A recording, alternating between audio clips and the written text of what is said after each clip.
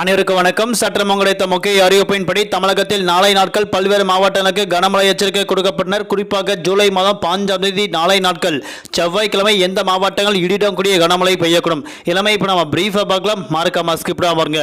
உங்களுக்கு கனமழை எச்சரிக்கை பற்றி பல முக்கிய அறிவிப்புகள் உடனுக்குடன் துல்லியமாக தெரிந்து கொள்ள நம்மளோட சேனலை கீழே இருக்க பட்டனை கிளிக் பண்ணி சப்ஸ்கிரைப் பண்ணிக்கோங்க. பக்கத்தில் பெல் பட்டனை கிளிக் பண்ணிக்கோங்க. இந்த வீடியோ உங்களுக்கு பிடிச்சிருந்தா லைக் பண்ணுங்க. இப்போ வாங்க வீடியோக்குள் போகலாம். நீலகிரி, கோவை, சேலம் உட்பட 7க்கும் மேற்பட்ட மாவட்டங்கள் நாளை நாட்கள் கனமுதல் மிக கனமழை பெய்யக்கூடும். தற்போது சென்னை வானிலை ஆய்வு முக்கிய எச்சரிக்கை ஒன்று கொடுக்கப்பட்டனர். மேற்கு திசை காற்று வேக மாறுபாடு காரணமாக தமிழ்நாடு, புதுவை, காரைக்கால் பகுதியில் ஆங்காங்கே கனமழை கொட்டி தீர்த்துள்ளது. குறிப்பாக தமிழகத்தில் வரக்கூடிய ஜூலை மாதம் 19ஆம் தேதி வரை தமிழ்நாடு, புதுவை, காரைக்கால் பகுதியில் பல்வேறு மாவட்டங்கள் கனமழையும், குறிப்பிட்ட மாவட்டங்கள் மட்டும் மிதமான மழை பெய்யக்கும் அறிவிக்கப்பட்டனர். நாளை நாட்கள் பொறுத்தவரை தமிழகத்தில் நீலகிரி, கோவை ஆகிய மாவட்டங்கள் 2 மாவட்டங்களும் கனமுதல் மிக கனமழை பெய்யக்கூடும்.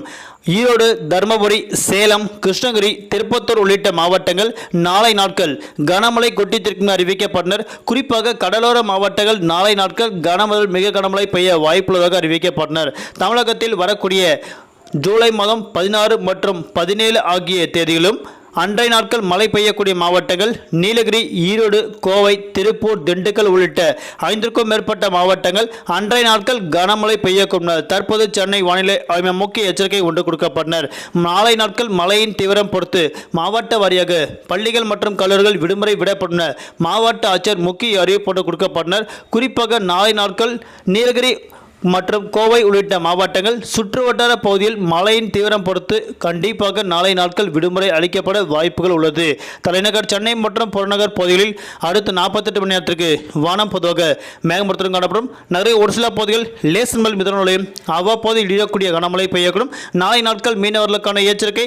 தென் தமிழக கடலோர பகுதி, மன்னார் வளைகுடா, குமரிக்கடல் பகுதியில் சூறாவளி காற்று மணிக்கு 55 கிலோமீட்டர் வேகத்தில் வீசிக்கொண்டால் மீனவர்கள் அப்போதைக்கு மட்டும் நாளை நாட்கள் மீன்பிடிக்க செல்ல வேண்டாம் என தற்போது முக்கிய எச்சரிக்கை ஒன்று கொடுக்கப்பட்டனர். நன்றி, வணக்கம்.